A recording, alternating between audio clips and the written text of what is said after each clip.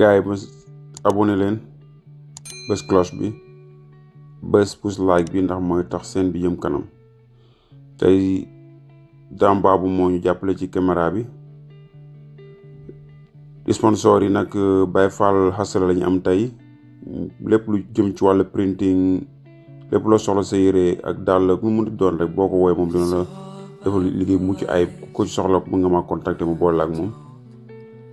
kii moo certifié la ci émission bi la bokk dafa yor markam tamit képp ku ci soxla mën nga ko contacter dem ci Instagram Café Touba Jëf Jël moom lañ amoon bee passé mu ñu amaat tey bokk na ci sponsor yi ñoom lañ ñam ko ndax café gu neex la. salaamaaleykum waa Sénégal salaamaaleykum waa àdduna yéen a ngi ci Mafda Baba Show bi mooy suñu 7e émission ñu war a ci waxtaanee tey insalubrité ak insécurité ba le passé ñu ngi woon ci insécurité amoon fi invité yu am solo jëmel ni suñu grand pasteur tey mu jàpp moo tax tey mën ñu ko am ci émission bi xëy na beneen émission dina ñëw incha allahu rabbi waaw tey nag Badiane moo ñu fekk si parce que da nga 2 émissions ñëwul ñu koy wax mu dalal ak jàmm dañ koy jox laaj ko ci question bi ci wàllum insécurité lu ñu tàmbali woon ci émission ba le passé la ñuy eggali après ñu duggaat ci insalubrité bi parce que ak coronavirus bi nga xam ne moo xew ci jamono lëmbee jamono fële ci Chine ñu war cee waxtaanee parce que tamit bëgguñu bu ñëwee suñu dëkk mu xaw ñoo gaañ parce que saleté bokk na ci li tax li koy joxe boo setul maanaam pour nga wàlla ko sa morom day gaaw ñu laaj Badiane ñu rafetlu teewaayam tey loolu ci émission bi ñu koy laaj maanaam ci wàllu insécurité bi nga xam ne Sénégal maanaam rey yi comme tulleeg màlle suba ak ngoon nit ñi dañuy dee dañ leen di rey ci anam bu ñaaw ñu koy laaj maanaam lu waral lu ni mel ndax insécurité ba fa am c'est dafa jéggi dayoo daal te Sénégal xamewuñ ko woon noonu daal Badiane ñu laaj question noonu lu wax loo ci xalaat. waaw asalaamaaleykum les téléspectateurs de Mafda Baba Show ñu ngi leen di nuyu di leen ziar. di kontaan encore ci dalal bi di nuyu sama gars yi yëpp vraiment quoi di leen wax ne leen émission yi passé nice na donc je pense que comme ni nga ko waxee ñu war a ñëw ci insécurité ak insalubrité. dëgg la insécurité moom liñ ci mën a wax bari na xanaa dañuy daal di cof rek daal di xam nga wax li nga xamante ni moo ci gën a fës fi mu toll nii. comme ni nga ko waxee rey yi bari nañ lool loolu nag li ko andi mooy dëkk bu ñàkk kaaraange donc kaaraange boobu ñàkk kaaraange boobu ñun buñ koy analyser bon responsabilité bi dafay daal di dem ci ñun population bi d'abord. am nañ ci part de responsabilité. muy lan manque de vraiment dégradation des valeurs yi nga xamante ni c'est notoire. parce que bu njëkk. je pense que ñun ñëpp bon ku ci ne am na plus de 20 ans ci ginnaaw peut-être booy xool société boobu noonu. nit ñi li ñu doon jomba def. ak léegi wuute na. donc léegi da ngay toog gis koo xamante ni yéenay bokk jotaay. bu guddee ku ne dem sa kër mën na la dab léegi ci mbedd mi agressé la donc loolu lépp ñàkk de kii la quoi donc kii amatul daal. loolu lépp mooy bokk na ci dégradation des valeurs kersa gi amatul et tout loolu lépp da koy andi donc beneen bi ci topp mooy aussi day favoriser li nga xamante ni mooy manque de sécurité bi tamit ci wàllu avancement de la technologie quoi bokk na ci parce que je pense que 20 ans ci ginnaaw nga xam ne téléphone par exemple kiiwuloon noonu peut-être bu fekkee ne da ngeen bëgg a def groupe xam nga dem benn songu ci lay gën a compliqué que moment bii nii bon mën nga coordonné ak sa waay mu nekk fee am keneen ku nekk fee ngeen coordonné noo xamante ni tey mën ngeen dem seen songu def li ngeen di def mu gën a facile que boo ko comparé 20 ans ci ginnaaw donc loolu lépp dafay nekk avancement yoo xamante ni technologie moo ko waral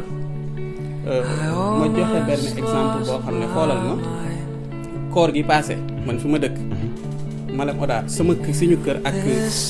comment dirais-je station bi 0 mètre la. koor laa la wax de biir koor nit ñi ndogu ba pare nga xam ne koor Sénégal ku ne xam ne surtout boo demee ci région yi heure ndogu noonu xam nga dafay am ambiance ndogu la ñu def ndogu ba pare rek gars yi ñëw songu station bi xam nga ba tiire fa ay nit def li ñuy def lépp léegi teg gendarmerie pourtant. fi ñu nekk ak foofu noonu matul 500 mètres donc woo nañ leen temps bi ñu jël pour ñëw foofu noonu fekk gars yi def nañ li ñuy def plus de 30 minutes ba dem xam nga loolu lépp aussi damay retourner pour wax rek ne manque de je sais pas assistance ci li nga xamante ni ñoom ñooy ñi nga xam ne ñoo war a saytu côté boobu noonu daf ciy bokk te loolu lépp nag ñi nga xamante ni ki nga xam ne mooy principal kii bi responsabilité bi mooy l'État parce que ba tey moom mu ngi revenir waaw donc éléments yi nga xam ne mooy waral insécurité bari na donc état seen manque de volonté daf ci bokk te loolu boo ko jëlee càmbar ko ba ci biir moom mooy indi lépp corps yi nga xam ne yëpp ñoom ñoo ko war a vraiment ñoom ñooy leen di gérer ci benn gendarmerie wala police seen manque de moyens yooyu yëpp photo état lay doon donc beneen bi nga xam ne moo ci topp mooy li nga xam ne moom mooy corruption bi aussi bokk na ci liy waral li nga xam ne mooy insécurité peut-être dinañ gën a dugg ci yenn détails yoo xamante ni donc voilà dinañu mën a permettre ñi nga xam ne ñooy seetaan ñu mën a xam nga gën a vraiment xam ci insécurité wax ji am na solo yow wax ji dañ koy rafetlu saa su ne saa yoo waxee rek macha allah xam nga yal na yàlla rafetal kàddu yi maanaam su ma la déggee da nga bëgg wax ne yow wax la loo xalaat ci loolu maanaam le fait que li Badiane wax ne nguur gi maanaam seen seetaan maanaam suñu force de l'ordre yi maanaam si enquêtes yeeg yooyu noonu tey jii nii bu fekkoon ne ak ñu woo la nga war a mën a am déplacement mu war a gaaw 500 mètres dara xew ñu wooloo munoo dem foofu noonu intervenir te le cas de Mohamed Cissé moom mu ñu rey Kaolack même chose la parce que dañoo woo police mais avant ñu ñëw di intervenir ci kër gi rek ñooñu am nañ temps dugg ci kër gi tëb fa xeex fa presque 2 heures de temps presque ci liñ dégg ba te police ñëwoon intervenir loolu c'est grave ci li Badiane wax laa laaj di laaj loo ci xalaat yow. waaw salaamaaleykum maa ngi jaajëfal ñëpp di rafetlu tamit sama gars yi yéen ñëpp seen teewaay fi si Mafda Baba Show. waaw comme Badiane ni mu ko waxee mi ngi wax léegi nii comme kaaw bi amoon ma dem Odar foofu dëkkam si weeru koor bi nee na gendarmerie mi ngi woon à 500 mètres mais gendarmerie bul fàtte ni dañoo am seen service bi ñuy def service quotidien gendarmerie duñ toog si biir brigade bi di xaar ku leen woo par exemple. gendarmerie jamais nga dem si brigade bu Sénégal si brigade gendarmerie wala commissariat de police nga fekk fa oto bu nga xamante ne nii oto de service bi la mu nekk gaare chaque jour am nañ seen check point wala ñu daal dem PAM peut-être woote nañ gendarmerie mun bu amee les éléments yi nga xamante ni ñi ngi woon si brigade moment boobu dinañ intervenir mais moment boobu à l'heure bi ngay wax noonu ñoom ils étaient en service. jamais parce que le service PAM mooy première à marché chaque jour du nekk ci brigade bi ñu ngi à 3 mètres de la brigade wala à 6 à 3 kilomètres de la brigade wala 6 kilomètres. yaa ngi dégg ñooñu boo la wooyee mais maximum bu la fekkee ñu dem beneen intervention tamit intervention rek mën nga leen woo fekk ñu nekk ni beneen intervention. tey comme kaaw bi ngay wax noonu woo nañ kaaw bi am Kaolack woo nañ police xaw ma gendarmerie après 2 heures de temps nii mais. gars yi nee nañ parfait bi ay 2 heures la mais nit ñi ban heure nañ ko yëg ba woote xam nga te encore yeneen version nee nañ police bi ñu ko police gendarmerie bi ñu leen woowee teel a noo ñëw mais gendarmerie bi ñu leen woo moment boobu bu dee gendarmerie bu Kaolack la mais ñu leen fekk encore si yeneen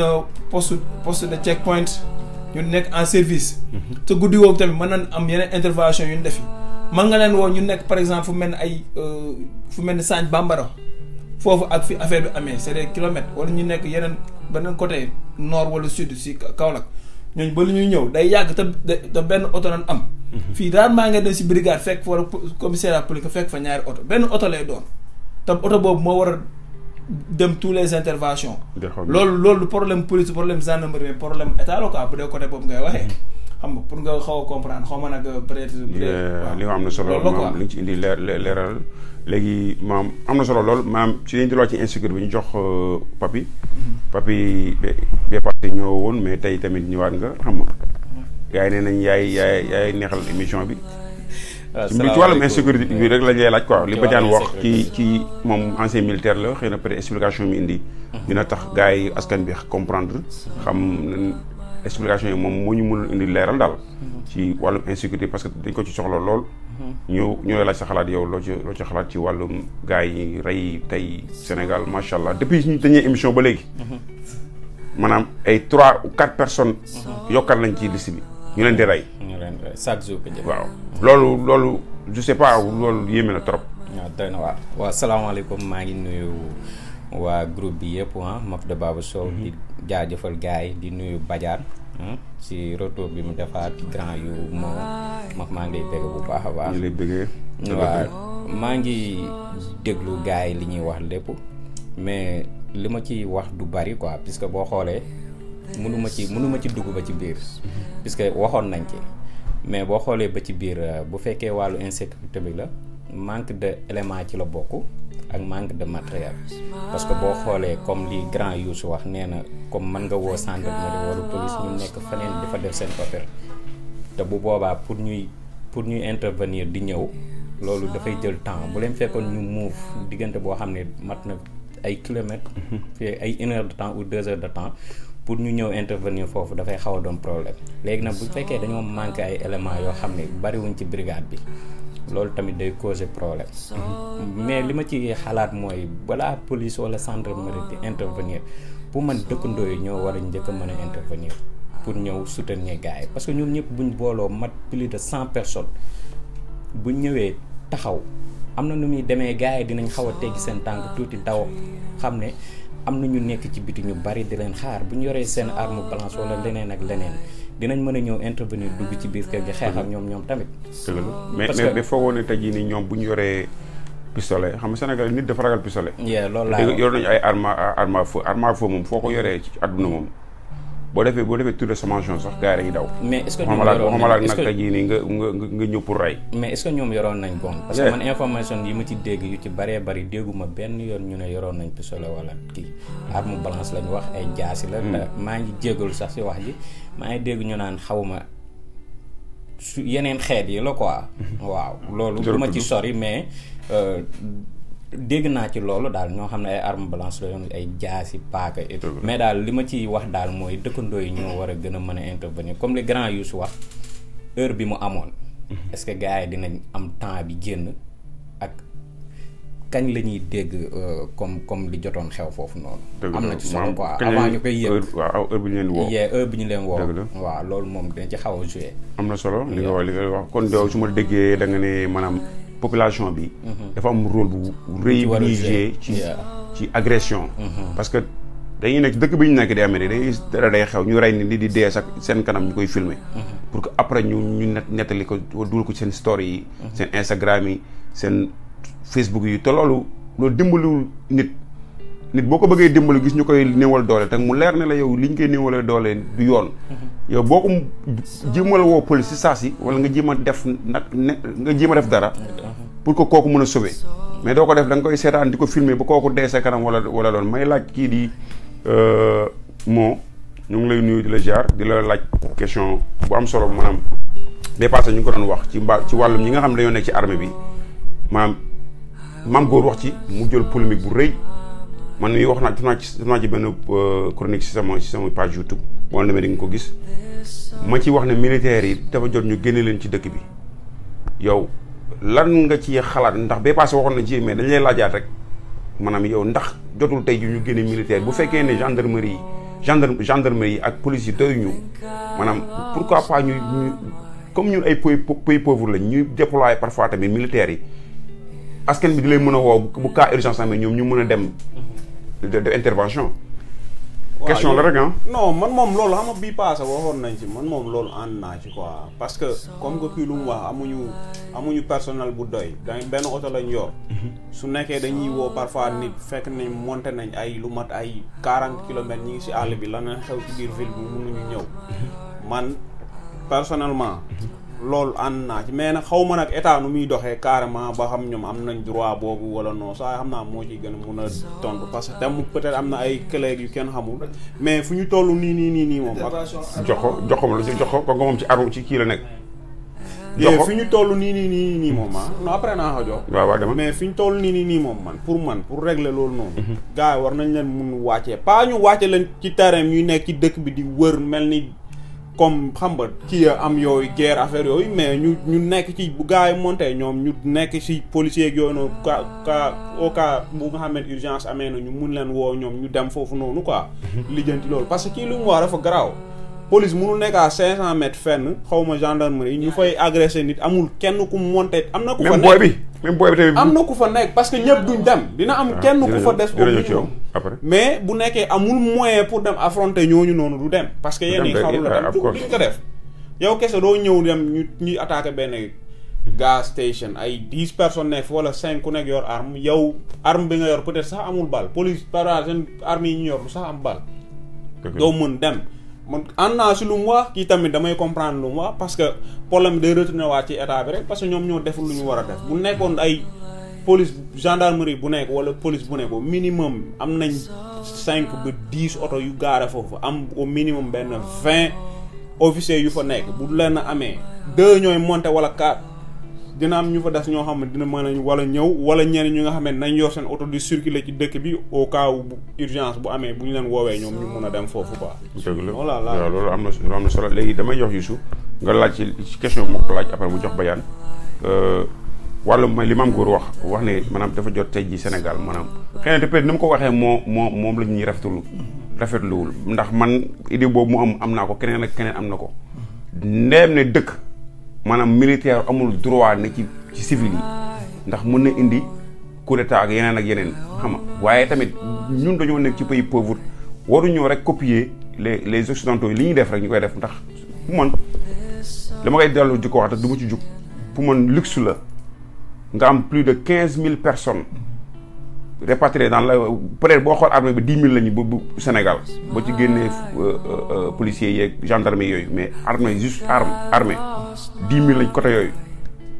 tu te permets le luxe de les nourrir xam nga ñu ne ci camp yi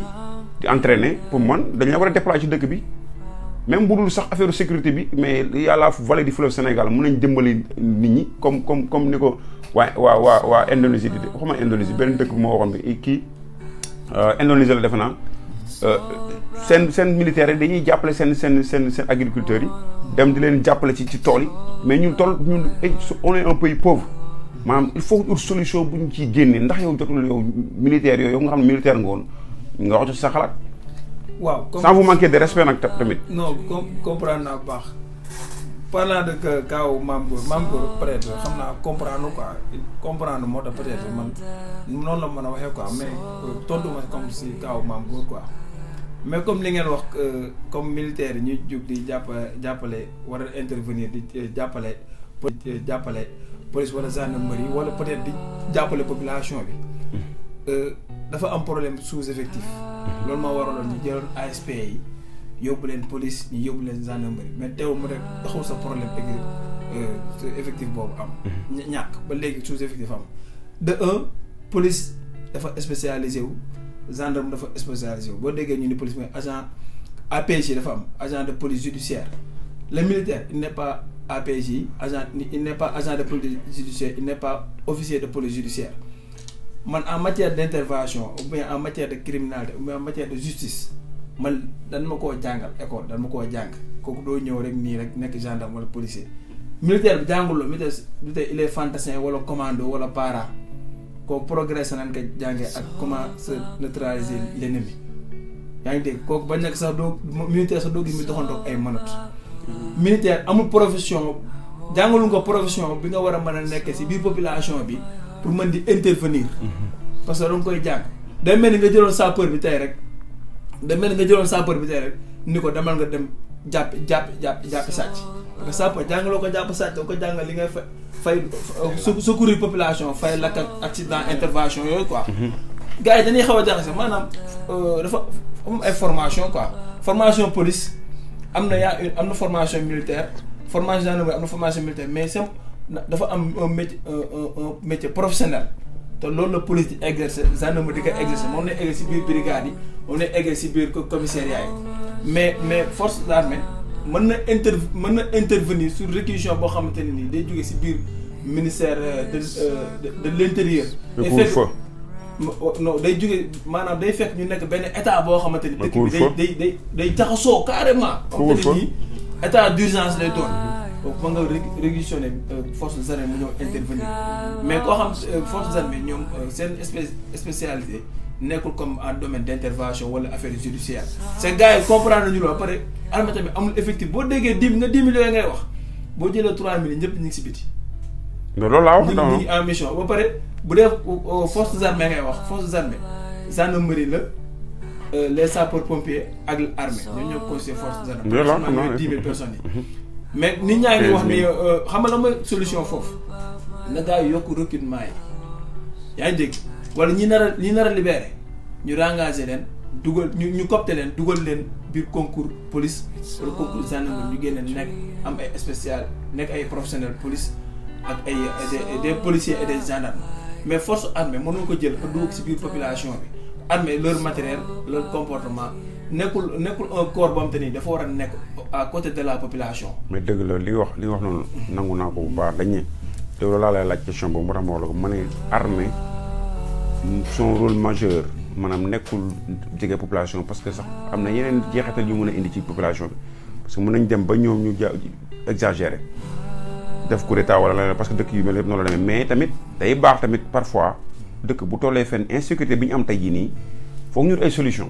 ndax policiers yi bu dee ñoom la dara du faju ndaam li ñuy def seen liggéey nag ñu leen di sant di leen gërëm ndax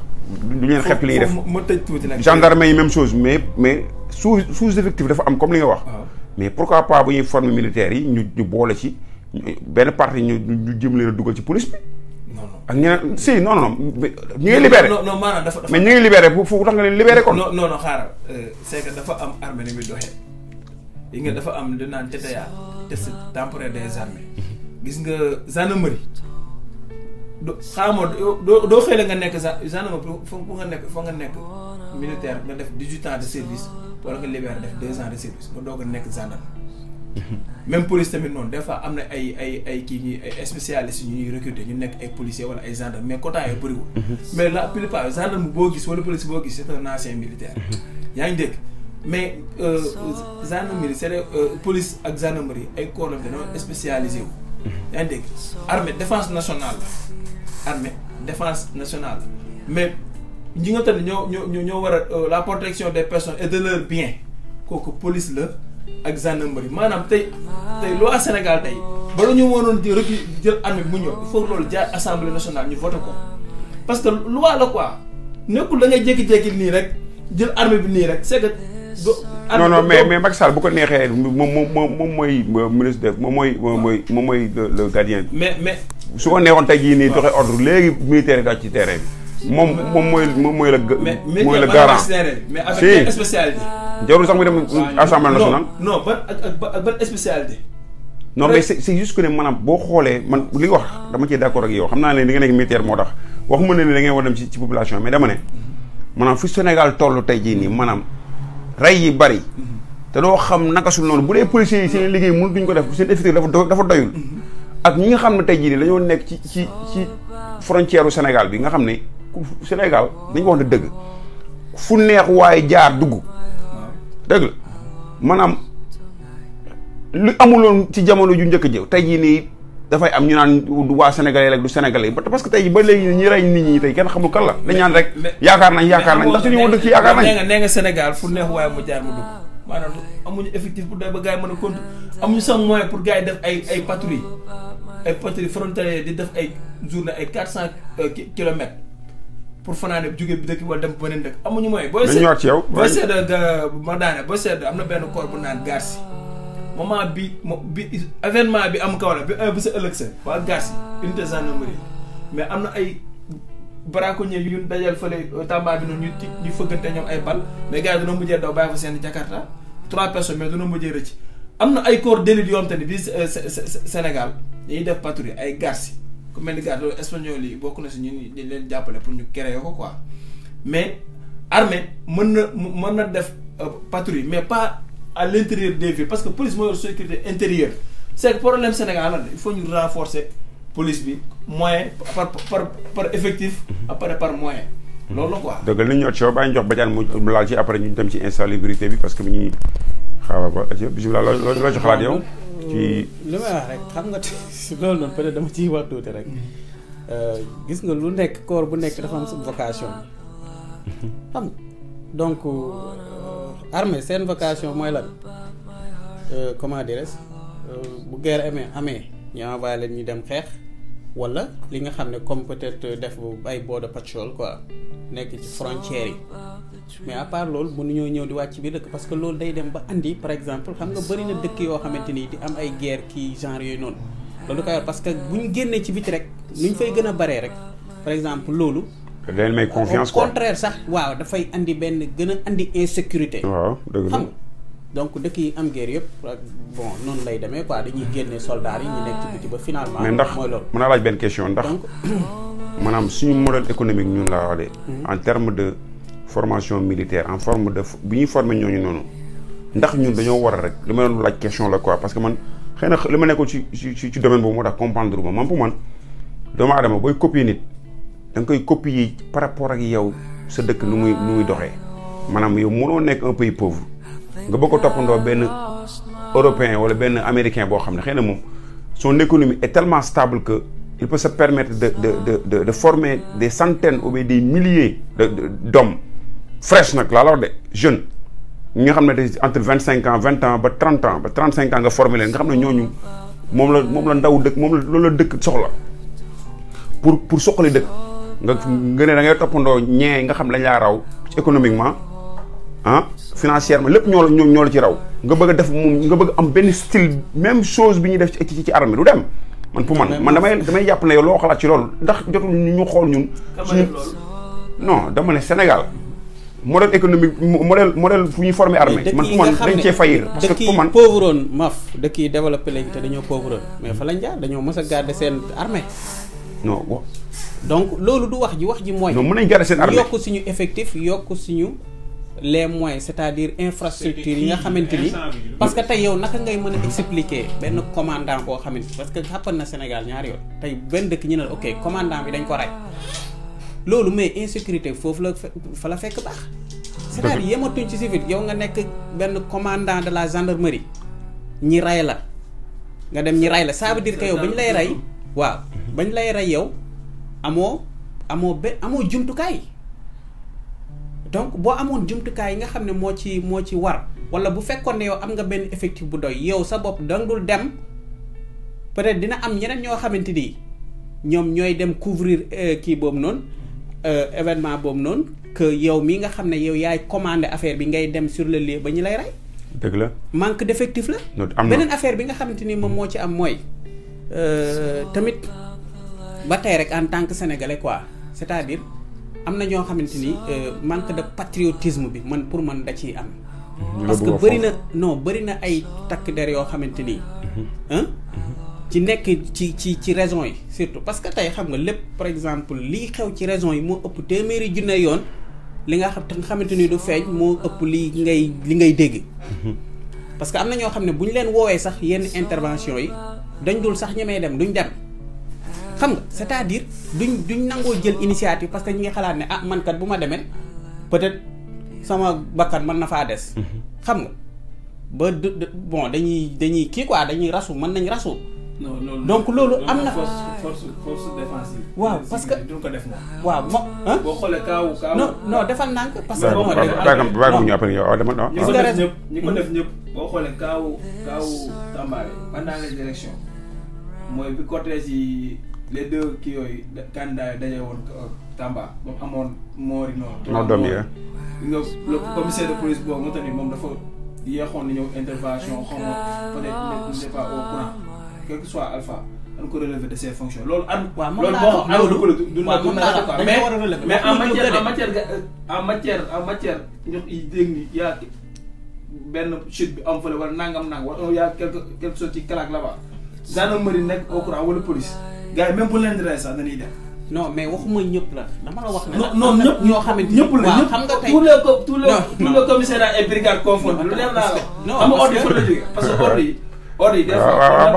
on directement le commandant de brigade dans des cas d'urgence des fois on appelle le commandant de compagnie. mu woote ba kooku dama lay wax ni mi ne maanaam amul leen exemple boo xam ne man mi dañ mos nañ ma olimer fiñ ma olimé ñi ma àndaloon waa ji dafa dem wooyi gendarmerie xam nga même pas 1 kilomètre mu dem wooyi gendarmerie yor saret bi dem man ma tax ak waa ji xam nga ki ñu taxawaloon goon la yoroon parce que dafa sàccoon ay xar quoi ñu arrêté ko noonu taxaw mu daanu rek non ñun ñoo taxaw dañ ko romb ni en tant que xam nga sénégalais gis ne suñu xel dalul ñu ne ah kii kat peut-être dafa sàcc xar yi ñu taxaw peut-être parce que non ñu taxaw léegi effectivement da nga sàccoon wóoruñu woon peut-être wóoruñu woon mais dañoo taxaw laaj ko parce que man xaw ma dara quoi parce que ñi nga xam ne ñoom laa àndaloon ñoom ñoo maîtriser secteur boobu man dama doon seet rek sama benn sœur ñu yóbbaale ma ci charrette bi ñu taxaw waa ji di ko laaj na ko yow sëñ bi foo jógee mu ne ko dama mangi woon mu ne ko maa ngi ak ay 20 xar nii léegi yow nañ taxaw tuuti léegi sama waa ji dem woo fa les gendarmerie ñu vérifier balaa ñu laa bàyyi nga dem ñu taxaw sa waa ji fi ñu taxaw la daanu jóg génn goon teg ñu léegi am ngeen def na nu ñuy def buñ la tegee goon nooy def ñu taxaw ñi taxaw tiit da ngay tiit nag foog na yow instant bi saye mu ngi ko teg ba pare di trembler nag nga xam ne ni yow instant bi ni comme dama sa waay yow li nga doon wax sànq parce que am na loo xam ne nit mënul ñëw yor ay arme mu leer ne kii arme la yor ngay ñëw jógee fee di ko song yoroo arme doo ko def bu ñu ko tegee doo xamati parce que yow yaa ngi ci beneen monde léegi après non dañoo mujj fekk am na benn waay bu mu àndaloon benn waay waa ji dawee noonu ci àll bi ñëw na ko sëñ bi wat seesee di ko wax ay pël yooyu quoi xam nga mu xaw a kii nii rek ñu almet dugg ci gaj bi mu commencé tirer mu ñuy tirer mais xam comme foofu dafa lëndëmoon ñi daw mais gendarmerie ba léegi ñëwuñu. da ngeen dem wax ko gendarmerie. dañoo dem suñu waa ji moo dem woo leen même pas parce que ñun ñoo leen bàyyi foofu. même pas 1 kilomètre dañ leen romb seen poste bu ñu tiré par exemple dafa daw. non foofu ñun xamatuñu. fa la nekkoon daal. mais non xam nga baax na si ñëwaat xoolal li ma xam ba xam mooy gendarme ñëwuloon. donc beneen bi ma bëggoon wax tamit ci wàllu corruption boobu non dama lay wax man ay faits yu réel laa lay wax loo xam ne man dama ko dund. beneen bi ma la bëggoon wax ci wàllu corruption bi. boo gisee ma ne la corruption bi ci la bokk na ci li tax ñun par exemple ñi nga xam ne ñoo war a yor suñu kaaraange. ñu def seen liggéey bi ni mu waree. xam nga yow dañ naa ëllëgee nga taxaw. waaw nga tërëf waa ji tiire nga daal di daw non waa ji bu la tiiroon doo daw. non damaa daw dañoo daw. waa ji tiire yaa ngi dégg. waaw mais yow rawale nga sa bakkee yow police bi ñëw ko gendarmerie après yëgoo ko parce que rëcc nga. non ñëwuñu parce que waa ji demoon. ba tey àndul ak gendarmerie. est-ce que waaw baax na léegi gars yi léegi seen xam nañ ci ñëwaat léegi li nga am na solo mais nañ dellu si waat si wàllu corruption bi. waaw maa ma tuuti rek wàllu corruption bi boo gisee ma ne la faa moo parce que li ma la wax nii man tamit dama ko dund. dañoo nekk foo xamante ni. ñun 0 mètre suñu kër poste gendarmerie moo fa ne. waxuma nag ñëpp ñoo yem de am na ko loo foo gis liggéey boo am na ñoo xam ne nii lañ def am ñoo xam ne nii lañ def. mais man image bi ma am bi may juddoo nekk xale ba bi may xàmme nekkul image bu baax image lan la mooy dañuy dajale mën nañ dajale 10 oto bu ne ak li mu yeb. wala oto bu ne infraction bi mu def. duñ la dagal reçu dañu lay encaisser dëkk ba ma nekkoon sama dëkk man ku soxla weccet gendarmerie ci gendarmerie nga koy wutee ji parce que tellement dañuy yor casse tellement te casse bi ñu yor yëpp ci gars yi lañ koy jëlee. ñun effectivement ñun dañ doon yàkkamti parce que dañuy monter bu ñu ñëwee def 1 mois après dem benn 3 jours am ñeneen ñu ñëw ñun en tant que xale dañ doon yàkkamti ñi dem. ba ñu daw dugg seen mbaar bi jéem for foofu ay 1000 francs genre yooyu noonu quoi donc pour wax la ni loolu nekkuloon ñi ngi foo woon mais xam nga kuy def loolu yow doo mën a def sa liggéey ni mu waree parce que yow nit ki même bu fekkee ne sax jaar na yoon mu ngi yeb bagage yoo xamante ni tey dafa am ay armes yoo xam ne tey xam nga ay bandi la koy yóbbul. dëgg la mais nañu ñëwaat léegi nañu si ñëwaat parce que waaw côté boobu yow nee nga gis nga ko quoi ñuy très bien waaw ñu ngi koy def. waaw ça c'est illégal quoi. waaw bu dee dañ koy def. c'est illégal dañ koy def. waaw non moom mu def na ma ne bu dee comme ni nga ko gisee noonu. loolu ñu koy def. dëgg la du lu légal quoi. muy man muy sama morom kenn d'accord si quoi. jox ko maay bi moo wax. loolu lu ñuy def la du illégal quoi loolu bokkul ci service bi. peut-être bu leen commandant brigade fekkoon foofu wala le commandant de compagnie tamit. boobaa day dal seen kaw rek seen dégg à travers acte boobu ñuy def. waxuma ni li ñuy def noonu waruñu yow amoo droit nangam naan mais bu dee dañ ko def c'est illégal quoi parce que bokkul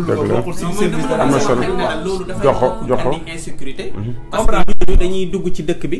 tey ki nga xam ne mooy dugg def benn infra nga war a ko contrôler parce que yooyu day contrôler yoo xam ne balaa moo yegg si biir town bi police gendarmerie ay nit dafa daje ñoom tamit ku nekk waaw moom la waxuma ñëpp dëgg la waaw waxuma ñëpp quoi mais waxuma ñëpp mais ñëwaat léegi ma la ñëwaat bàyyi nañ ngeen xabaabal ma tamit gis laa beneen affaire bi nga xam ne tamit waral na insécurité Sénégal dëgg la wax nga mooy ñi nga xam ne ñi nga xam ne tey bon sëriñ rôle bi ñu ci waroon a jouer sëriñ yi tamit ba tey man ay fee laa lay expliquer lu ma fekkee naa koo xam ne sama mbokk la de dañ koo rey. non bu la expliquer kii de maa du gën a yàgg wala. non dama. waaw non dama la sama mbokk man dañ ko rey. bi ñu ko reyee te xam nga ci luñ ko reyee. toolam la bay ab kii benn saa mu ñëw dugg noonu mu génn dàq nag yi waa ji fekk ko fa ak ay jaasi cor ko maara day taal sur le sang la dee bi mu deewee waa ji ci boppam ki ko rey dafa daw dem làqu ci kër sëriñam man samay mag ñëw pour dem jëli waa ji ba mu demee taalibey sëriñ ba ñoo leen jàpp faj leen bañ bëgg a dee yaa ngi dégg sëriñ bi nga xam ne moom ki nga xam ne dafa def jëf ju bon jooju noonu parce que normalement moom en tant que sëriñ li nga xam ne moom la diine ji santaane moom bu ci référé woon rek waa jooju noonu moom dañ koy éliminer donc rôle am man kooku def ko nga xam ne moo waroon a bay waaram ci conscientité ñi nga xamante ni ci njabootam lañ bokk ci population bi nga xam ne duñ mën a def non dañ ko bëggoon xam nga bu ñu rayee sa mag rek wala sa rak. dëgg la mais fu ñu jëm noonu li ma wax am na solo. non dama la bëgg a wax rek non dëgg la léegi ñaar rek nekkoon ci émission da ngeen bàyyi ñu ñëw parce que amul daal bàyyi ay jox parce que gàll ngeen affaire yi parce que mbir mi non man damay bëgg non parce que damay bañ dagg tamit parce que gars yi dañoo dagg bi mais tamit parfois gars yi dañoo bokk ci émission bi te tamit mooy lool mais li ñuy wax rek mooy su ma leen déggee ci ñaar li ngeen wax mooy maanaam moom surtout Badiane jàpp na ne maanaam insécurité bi li ko waral mooy maanaam côté maaraay yi ñu war def seen rôle parce que tamit nit ki mënu comme li mu expliqué noonu nit ki rey nit ba pare daw ci yow làqatoo te jëbbale ko justice mais tamit nit du fajal boppam bee passé waxoon nañ ko fi ci kaawu Malick Niang bi parce que dëkk bu nit ki di fajal boppam rek ak bu ñu reyee sa nit sax dafay metti nga ci xol da ngay bëgg a fayu mais est-ce que tamit bu fekkee ne ñëpp dañuy fayu insécurité du gën a am désordre mooy am xam nga anarchie mooy am te anarchie fu mu am moom mooy jur guerre civile yàlla na ci yàlla musal Sénégal tollaguñu foofu kon ci insécurité bi ñu waxoon dañuy duggaat léegi rek ci insalubrité bi xëy na bu ñu toppee insécurité fii la ñuy fanaan ndax Sénégal moom la fa jagadi bari na lool xalaat Badiane li mu wax am na solo moom li mu wax am na solo kii di Pape ak Youssou seen xalaat sell na ci lool ñuy rafetlu lu baax seen wax dañuy dugg ci insalubrité bi parce que tamit li xew tey jii nii ci àdduna ñëpp teg seen bët mooy coronavirus bi te du ma ne salte ko joxe de waaye tey jii nii gëm naa ne tey jii bu duggoon Sénégal ci benn jour ñëpp dinañ ko dina contaminé ñëpp yàlla nañ ci yàlla musal moo tax ñu ne nañ jéem a wax ak askan bi ci wàllum insalubrité li fa am tey jii nii may laaj kii di moo di ko laaj maanaam tey jii nii li xew ci àdduna bi tey jii nii bu yàlla ñaanuñu ko yàlla maanaam ndax suñu gouvernement tey suñu dëkk pare nañ pour une case bu benn cas amoon foofu tey jii nii yàlla mu fa am nag maanaam nan lañ ci war a mën a waajalee suñu bopp ba tey jii nii bu fa duggoon tey jii ñu xam nan la ñuy comporté woo pour que loolu bañ a jël ampleur. moom sama xalaat mooy bu fa duggoon moom instant bii nii ak ni ñu toll nii moom bu fa duggoon ñu am problème quoi parce que déjà président wax na ni amuñ moyen yi noonu. amuñ moyen yi pour tey par exemple moo tax sax ñoom instant bi ñemewul dem jëli booyee ne parce que amuñu benn moyen boo xamante ni tey jii bu fa duggoon ñoom bu ñu amoon benn cas mun nañ ko neutraliser kooku noonu faj ko mu wéru wala dara quoi. loolu sax beneen sujet la sax mais côté Saldé moom lu ma ciy gën a gis mooy bien vrai que fii loo jël rek gouvernement dina si am wàllu quoi. parce que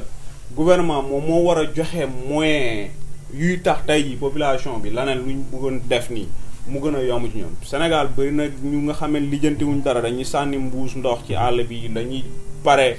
jël mbedd bi def ko sën wala benn gaan buy defar gàllem pareegul ñu fay dugal ay bagage ay mbalit sànni ko faak yooyu yëpp mais tey jii par exemple même yow Sénégal boo bëggoon set nga dëkk Guédiawaye waxuma ville quoi parce que ville am na auto sanitation yu fay dem di jël seen affaire yi mais yenn koñ yi Guédiawaye ak ay Pikine ak wala sax village quoi parce que lépp Dakar lépp yamul Dakar quoi mais région yi doo gis tey ji ay oto yoo xamante ni si yow soo kii woon ba pare toggoon ba pare comme fii ni ngay taxee sa ay mbuus teg ko nii beneen oto ñëw jël fa yooyu amu fa sën lañ yam dem foofu lañ koy sànte sën bi du la sori yoon sori parce que doo añ ba pare pour dem 2 kilomètres ci àll bi ne na ngay sànni ji ay bagage ci mbedd bi nga koy teg kaneen génn teg ci mbedd bi wala xool benn ruqu bayaal nii rek gaa yi da nga fay sànni mu mujjee nekk sën loolu noonu après fa la feebar yi di jóge xale yi bu ñuy joué ji football parfois fa la ñuy footballé wala ci côté bi quoi. dëgg la donc ñun am nañ ci part de responsabilité gouvernement bi am na ci part de responsabilité quoi. dëgg la loolu am solo Papi ma lay laaj question maanaam dëkk bi nga nekk maanaam dëgg la ne xëy na peut-être am na ay hand sanitizer mooy li waral boo utiliser dara sa loxo bu saltee sax da ngay jël benn produit rek def sa loxo nii xam nga après sa loxo set comme lii xew ci àdduna dañ ciy gën a insister du taxaw ñu def émission bi mais da ngay gis Sénégal li day ñandu ci loxo bi sax fomp ci yéreem nga ñëw nuyu ko ëllëg mu jox la loxo wala mu ñandu ba pare ci mouchoir sànni ko ci suuf xale bi moom xamul ndax lii mouchoir dañ cee ñandu wala dara da ko jël foo ci loolu tey jii nii bu tey jii virus bu duggoon Sénégal tey jii nii fa laay waxee ak ñiy jël di jaay ndox ci mbedd mi ni ñëw def sa kër rek root sa ndox def ci glace dem ci mbedd bi xam nga takk mbuus te yow boo waree ñandu da ngay ñandu sa loxo ngay ñandoo xam nañu waxoon dëgg dafa salte xam nga xëy na peut-être ñëpp ci lañ màggee def na ko keneen def na ko mais tamit nit di nga am loo xam ne tey jii nii yow ku la ko defoon du la neex yow booy jaay wala nga ne ci mbedd bi balaa ngaa jox nit loxo nga mu leer ne da ngaa ñandu wala nga jël sa loxo foo xam ne yow waru ko def yow war ngaa ut loo xam ne da nga raxas sa loxo pare balaa nga koy jox nit ñi ma jox la nga wax sa xalaat yow. waaw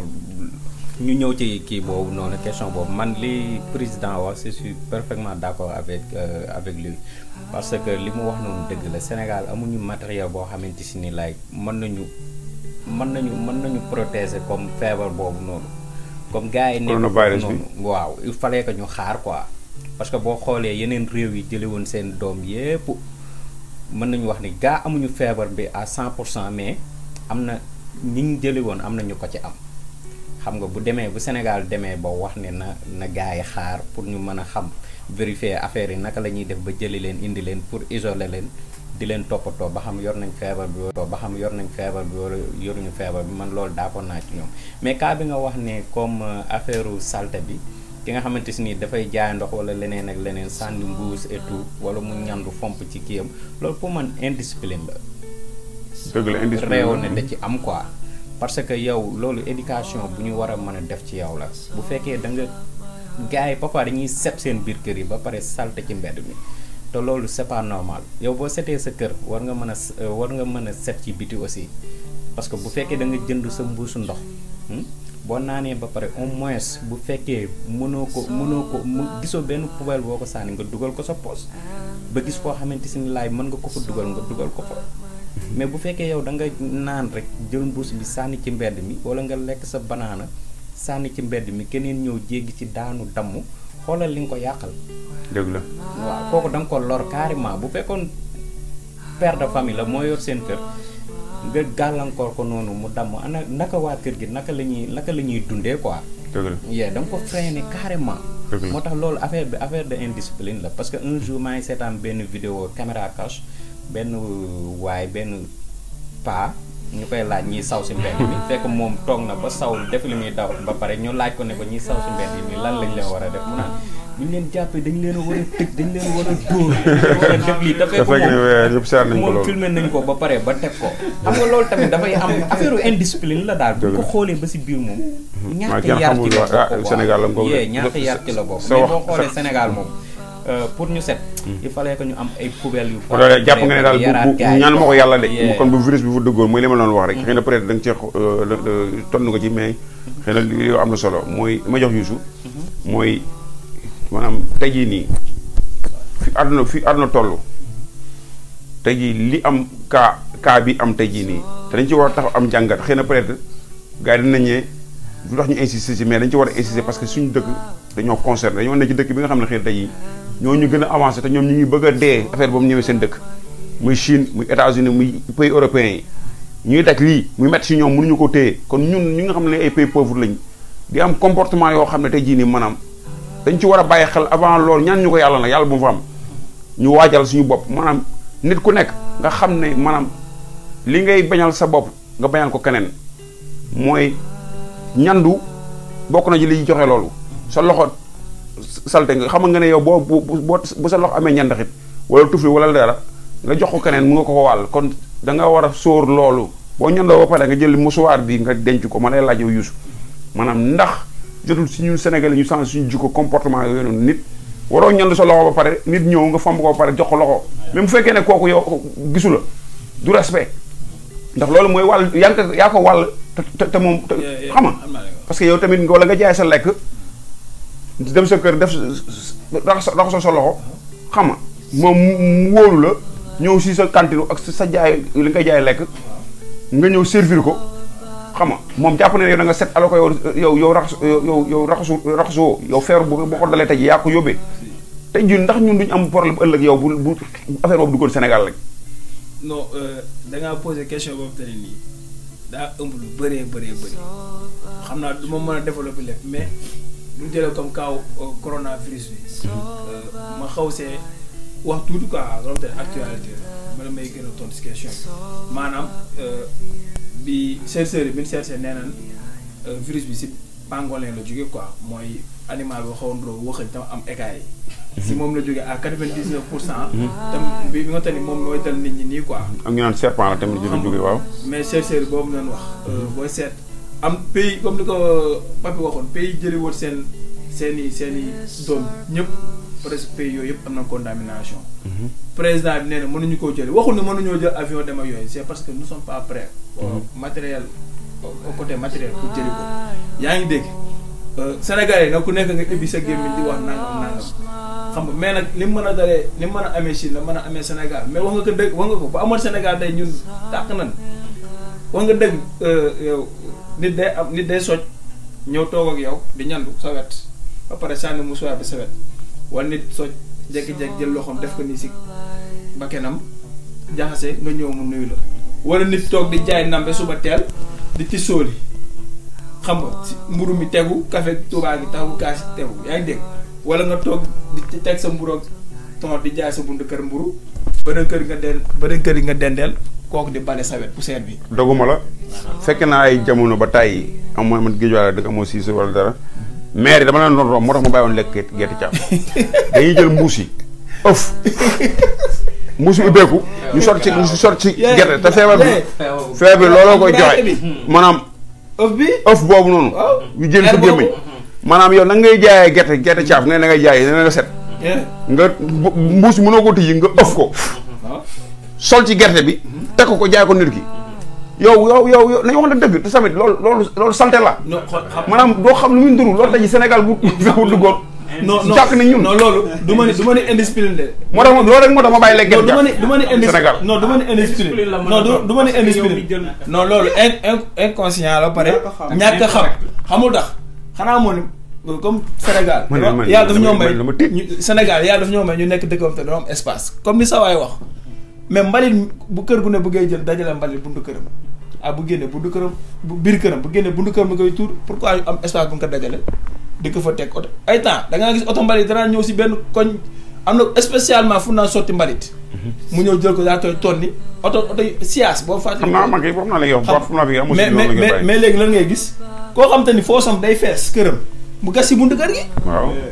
di nga ci déranger waa koñ bi yëpp mais nag loolu bokk na ci défendre damay jox kii ab na nga ci eggale ba ma jox Abiyaan li war am solo mais lu salte mais ñàkk fu ñu ko def tamit mënoo am force perdue.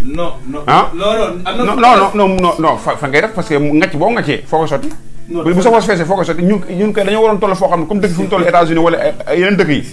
yow ngacc force moo warul am ci dëkk. ba moo wax Badiane loo xalaat ci loolu kii li mu wax. non xaar Badiane après nga ñëw Badiane loo ci xalaat. ci installé parce que tamit force ci dëkk maanaam nit jamono fu ñu toll ci 21e siècle bi nii ay nga ci foos ñi dépassé nañ ko États-Unis fi loolu dégg kenn di wax ne day nga ci foos wala Europe maanaam tamit mais tamit mënoo nekk sa dëkk yow nekk Sénégal nga am sa foos sa kër parce que tamit fa lañ toll nañ wax am na jamono yoo xam ne douche amuloon douche publique lañ amoon bu ñu ñëwee ba am ku nekk foos sa kër bu sa foos feesee boo ko ngacul mu yàq sa kër te day xeeñ sax non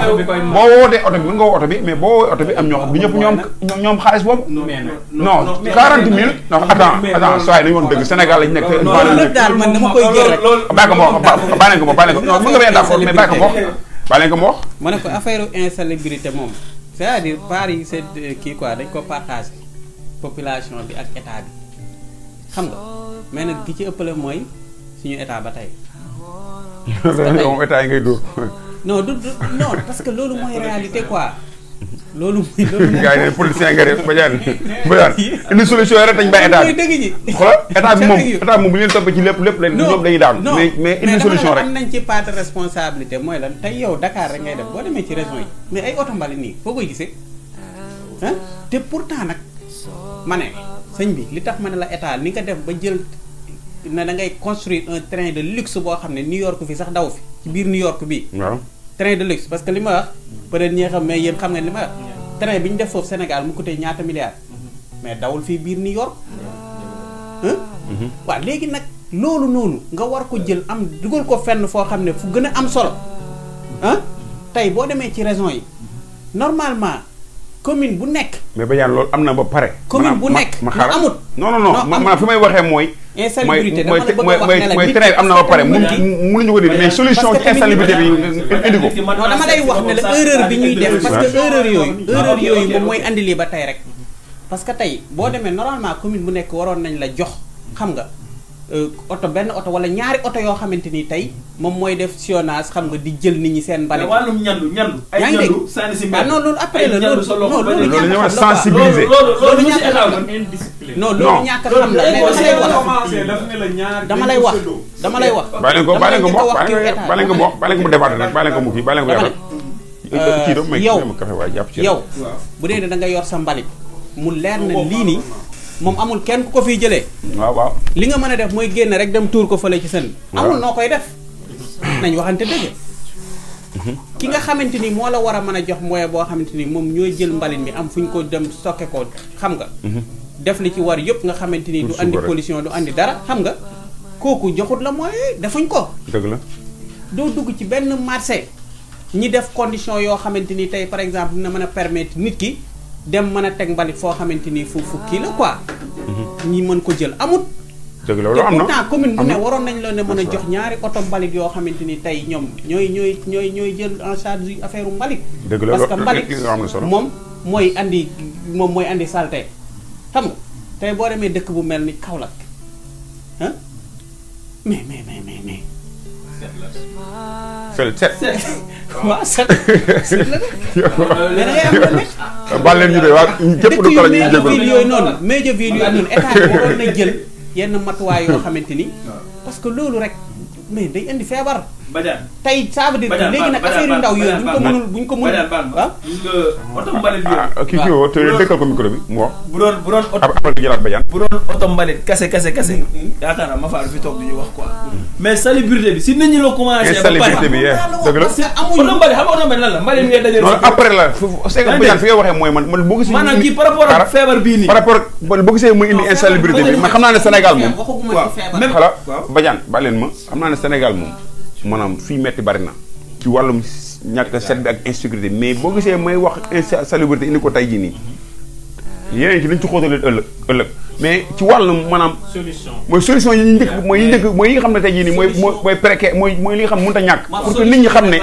danger la loolu danger la mooy nga ñandu wala maire yi nga xam ne dañuy jaay gerte caaf yi sar la ñu ngir yàlla ëf gis nga feebar ci nit lii day indi feebar maanaam loolu ci li ne sa biir lay génne ko mënoo ko di yor di ko ëf ci muus yi nga jaayee beñe mënoo ko jël di ko ëf ci muus bi nga jaayee gerte caaf dëgg la ne suñuy yaay ngeen te da ngeen liggéey waaye tamit am na loo xam ne bu ci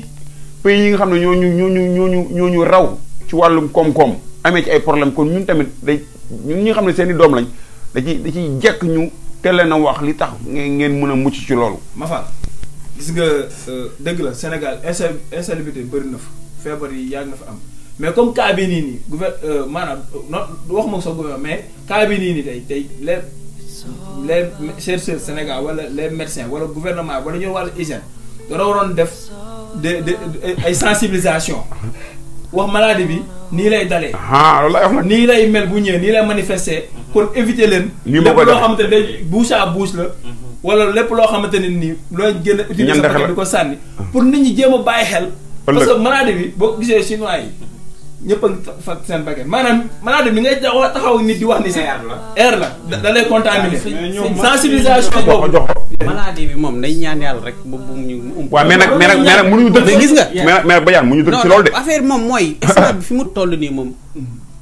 nañu yàlla dimbal rek mais bu fa kii moom day def ravage. mais faut mieux prévenir que guérir. nga wax leen nga wax teel leen a wax. prévention bañ ko war a def dafa yàgg. non weesu mënoo toog. non mënoo toog ba léegi xam nga amagul Sénégal. non mais dama la bëgg a wax ne la man nga non fan nag amagul Sénégal mais ku mel ni service d'hygiène. ay temps benn mais xaaral ma si bëgg a rafet moom.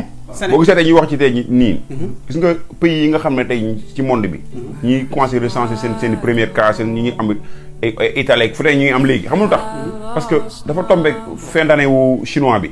xam nga maanaam chinois yu bëri dañoo demoon Chine. mooy Sénégal am na ay chinois bëri ñëpp xam nañ ko. dëkk bu ci nekk ci àdduna bi am nga ay chinois te dañoo demoon vacances yi. bu ñu ñibbisee nag duñ ko du feeñ seen bos parce que feebar bi incubation bi day tiré 14 jours. Sénégal kenn xamul ci àdduna bi nii instant bi nii ci monde bi kenn moo ko am ku ko amul parce que balaa muy fës loolu nag mun naa am na Sénégal xam ñaan ne ko yàlla. wàcc nañ fa te kenn dépisté wu leen kenn xamul. léeg-léeg yooyu président Macky Sall moom mi nga xam ne mooy njiitu réew mi gën leen a maîtriser lépp moom xam na ne yoruñu moyens yi kiiwee ba wax na wax ji moom mi nga xam ne moo jiite réew mi xam ne ne yoruñu moyens yi nga xamante ni tey moom la ñuy mën a neutraliser feebar boobu noonu ni yàlla tere bu ñëwoon dugg ci ñun xam nga yeneen dëkk yi tey même yeneen dëkk yi sax xam nga instant bii ni amuñ li koy remédier quoi li ñu mën mooy seen kii buñ xamee ne kii da ko kii ñu mettre la en quarantaine. mais xam nga même ma ñaan la ko même gis nga jox amuñu les moyens kooku on ne disconvient pas waxutuñ si mais moment bi am na comme dafa mel ni Ebola bi doon taxawoon ñu def ay change ñu ne boo gisee nit sa biir di daw teel a fogo wala ñu ni comme ça paludisme bu la musique bi màttee sa bopp di métteeg yooyu maanaam instant yi mode contamination bi maanaam ni muy manifester si yaramu nit ki ni muy manifester si yaramu nit ki moment bi il est temps ñu xamal ko Sénégalais yi pour en cas nit ki bu jékki-jékkee xaw a sentir ni boobu man sama lii mooy metti wala nangam wala damaa xaw a soj ñu jël si bu ko defee kooku bala muy wàll keneen ñu xam ne kii jël na suñu précaution mais duñ toog rek ba mu jékki-jékki dal kenn. am premier cas ñu doog a jóg. dëgg la non mais tamit xam nga dama lay fekk. non attends jël foo ko jëmee instant bi. fan ci lan bi waxuñu jël feebar boobu noonu Sénégal ban hôpital non waxu feebar bi mais non fi may waxee mooy instant bi Sénégal c'est que feebar bi yàlla nañu ci Yàlla musal mooy 14 jours lay ne sa yaram avant muy doo commencé def effet te chinois yi dafa tombé woon ñoom ñëpp ñu dem vacances seen dëkk am na suñu jot ñibbisi avant 14 jours wóor ma ndax am na ñibbisi Sénégal am ñoo xam ñibbisi nañ defagul effet mën nañu gis ñu ne cocc nga yaakaar nañoo wér ñoo feebar alors que instant boobu ñu nekk Sénégal ñi ñu contaminé nit ñi ci monde bi léegi nag loolu moo lay wax ne avant nga yoo xam ne ku ñëw dañ lay mettre en quarantaine non loolu après la loolu léegi la mais dama ne loolu comprendre lu fi mu wax dama ne faire chinois bi New Year Chinese bi nouvelle année chinois bi maanaam yaa mën nay 3 semaines yooyu 4 semaines ci ginnaaw la woon 3 semaines ci ginnaaw la woon maanaam am nañu jot a ñibbi ci diggante yi avant ñu def loolu ne léegi di mettre nit ñi en quarantaine ci yeneen dëkk yi dëkk bu ci nekk mais instant bi nii am nañu jotoon chinois yi jotoon di dugg Sénégal mooy ci ñoo xam ne xëy na peut nekk lañu Wuhan lañ dëkk parce que Wuhan capital bu am solo la ci économie la ci bu am doole ci Chine xam nga kon tey jii ñooñu bu ñu ñëwee dugg Sénégal te ñu ngi jot nañoo parce que dañuy jënd ak a jaay la ñuy def Sénégal kon tey jii nii loolu laa lay wax maanaam suñu waa askan muy sénégalais yi maanaam ñun yàlla dañoo bindee maanaam loolu maanaam di ñandu suñu loxo yeeg yu nuyu nit ñi maanaam à partir d'aujourd'hui lii xew ci àdduna bi war nañoo mën a yee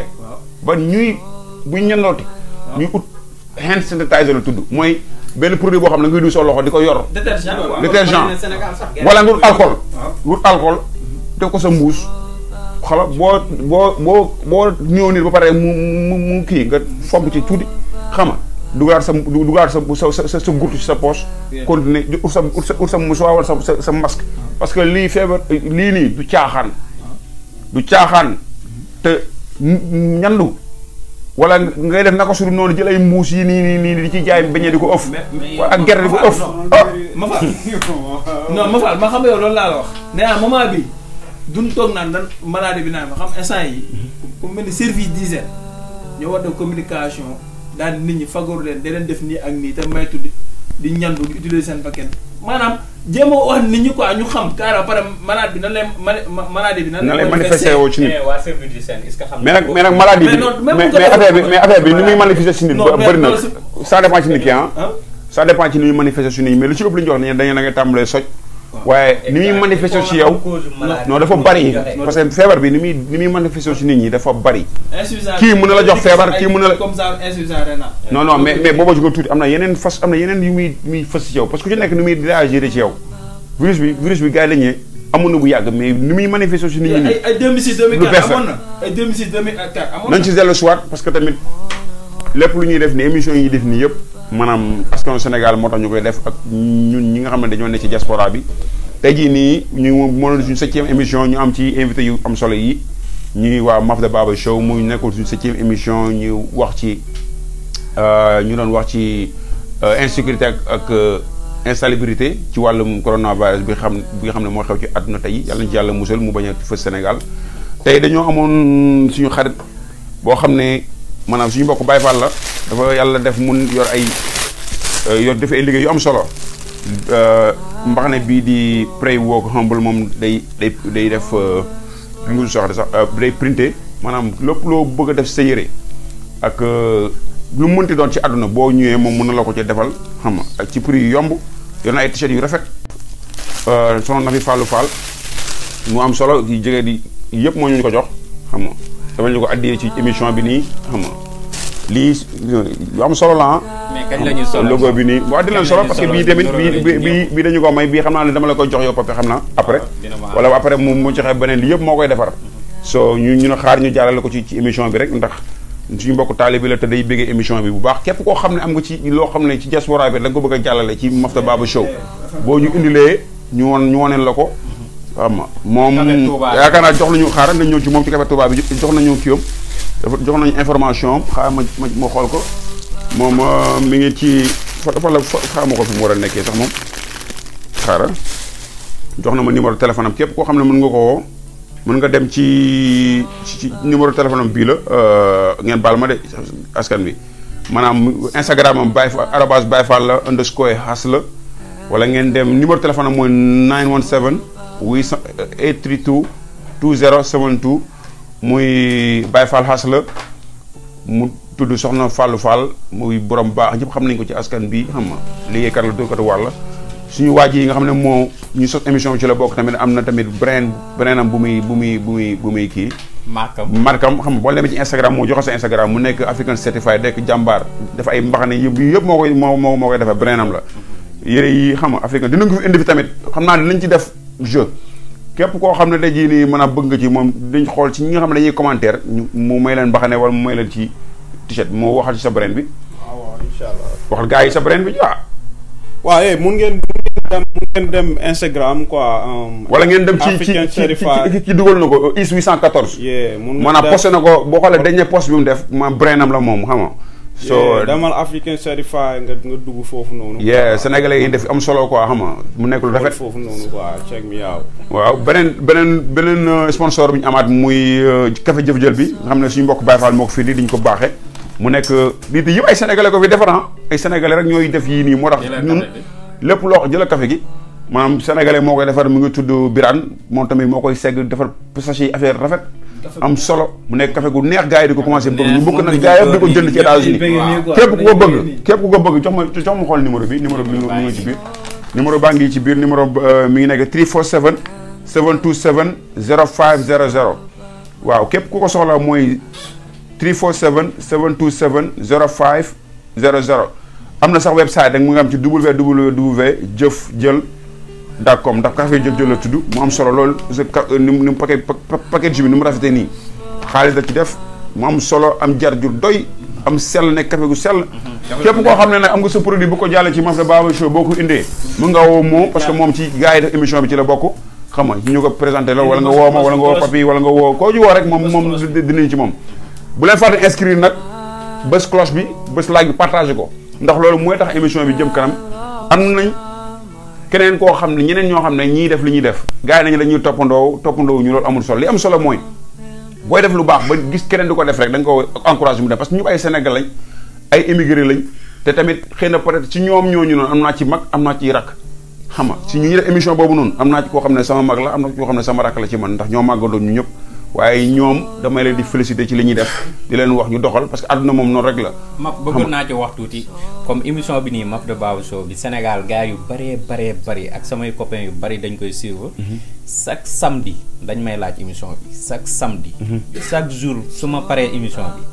dañ may envoyé message. ma jël link bi envoyé leen ko. non daa bëgg ñu bëgg yéen ñëpp nag. waaw loolu am na solo loolu am na képp ku ci am waaw yow daa koy bëggee. dañ may laaj bajaan. waaw demal amul benn problème loolu da yaatu bisimilah. ay kontaan nañ ci yéen daal. demal waa Touba fan la waa Touba la. waaw nekk na waa Touba. waaw nekk waa Parcelles waaw. waa Parcelles waa Touba yow tamit. non man waa Yëmbal benn plan ak waa Guédiawaye dañ may bëggee bu baax. bu amee ko tur tamit am problème ca doxo. sama waa dëkk Mbadianen laa dëkk. dëgg la Malem Odar. waaw. dëgg la am na solo. dëgg la ma ne Odar ma ne wala kon xam nga bu baax li may wax. dëgg la am na solo xam nga li may wax ci am na solo mais gars yi partagé leen baal leen ma gars yi partagé leen vidéo yi parce que tamit xam nga mbooloo mooy doole te tamit kuñ pousse daa fekk ku ñu moom yaa xam nga de sama wolof moom moo leeru mais daal jàpp leen ci ndax yéen a ci mën a jàpp partagé vidéo yi subscribe parce que ñu ngi ci ñu waaye ñu jëm suñu 1000 subscribe ñu ngi ci ay 900 et quelque te bu ñu tàmbalee yàggul xam nga ñu leen di sant ndax yéen rek la. parce que tamit parce que boo ñu seetaanoon tey jii nii maanaam xëy na peut-être loolu yàlla duñ ko may mais xeeb nañ ko xeebuñu ko ñu sant yàlla mais na gën a tasaaroo. waaw sama gars yi doon di def seen émission bi seen TV nag seen TV waaw duñ ne xam nga rek mooy loolu daal yéen a ma gën a xam. Maf yéen dinaa ci wax benn affaire xam naa affaire bi léegi pub bi dina commencé jàll ci Lutte TV. ñoom laay joobal waxtaan naa ci ak gars yi. waaw mais ñi ngi waxtaan seen biir quoi pour pub bi commencé di jàll foofu noonu léegi émission bi am na nu muy demee dinañ ko jàllale ci Mafda Baba Show. jàllale ko Lutte TV YouTube ba pare di ko jàllale ci. am benn problème léegi dañu ko gën a yaatal rek parce que tamit bu fekkee